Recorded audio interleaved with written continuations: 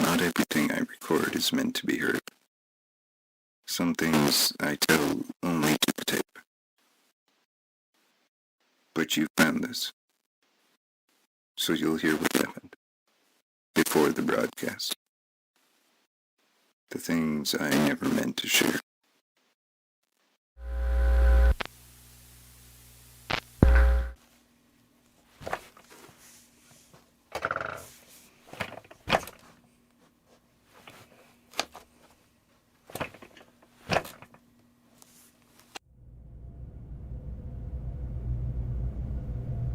I don't remember the first time I heard it clearly.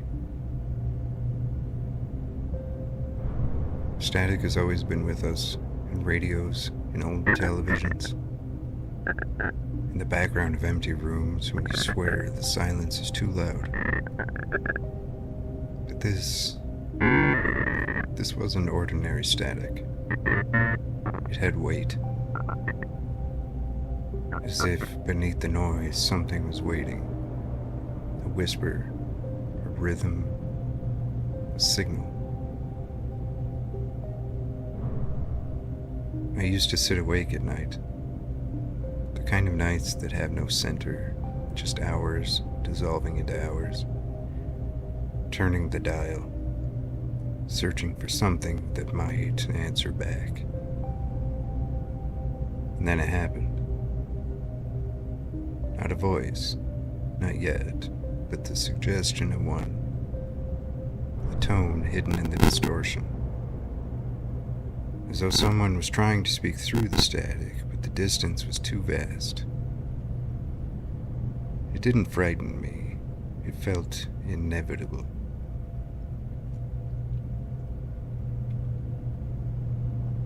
The first words I heard, if you can call them words, arrived broken. Cracks in the sound, vowels stretching, consonants cut to threads. Come. Below. Still listening. I could have dismissed it, told myself it was interference. My mind desperate to make meaning from noise, but I couldn't. Something in the way the sound leaned toward me was too precise, too personal. That night I dreamt of corridors, endless, underground. Dreamt of rusted doors and forgotten stairwells. Dreamt of a bunker. When I woke, I knew. The signal wasn't asking for attention. It was asking for me.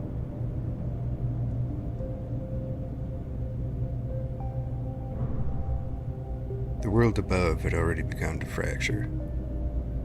Lights went out in patterns no one could explain. Stories of quiet blackouts that lasted days. Whole cities vanishing from the map, only to return with different skylines. People tried to keep living their lives, pretend it was temporary, a glitch in the system. But deep down, we knew the shape of collapse when we saw it. I don't know if I ran or if I followed an invitation. All I know is that one night I left. I followed the static, the pulse in my headphones, the strange compass of sound. Down stairwells, through tunnels, past places that hadn't seen light in decades. The further I went, the stronger the signal became, until finally the doors appeared. Heavy, sealed, iron biting into the concrete. When I pushed them open, the air smelled of dust and history and endings and beginnings.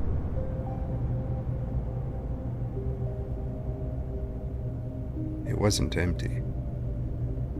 There were traces of others. Old notebooks, half-erased chalk on the walls. A chair left facing a dead console as though someone expected it to flicker back on.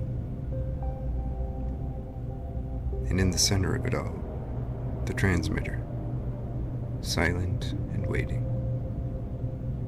I touched it and it roared to life. It was like it was waiting for me. And the signal was no longer a whisper. It spoke. Clear enough to catch in fragments, but never really full sentences. Keep it alive. Carry the dust forward. Echo. That was the night Echoes and Dust began. Not as a podcast, not as a project, but as a survival, a duty. I dream about the surface sometimes. Each time I speak into this microphone, I'm not just sending words into the void. I'm continuing something ancient. Something hidden between the cracks of the world. And if you're hearing me now, it means the signal found you too. Somehow, somewhere. Perhaps you're above ground, where the city still hums with neon.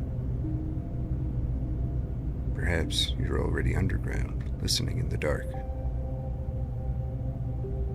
Perhaps you're nowhere at all, and this voice is only a dream.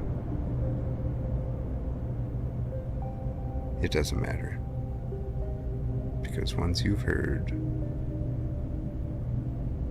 you can never unhear.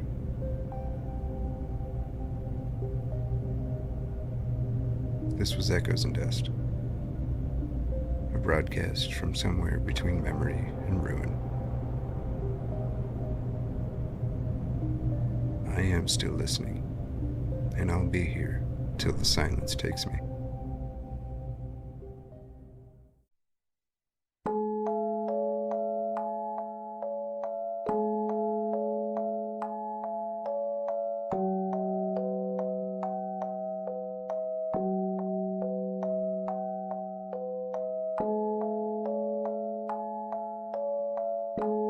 I'll wait for you, here, at the end of the world.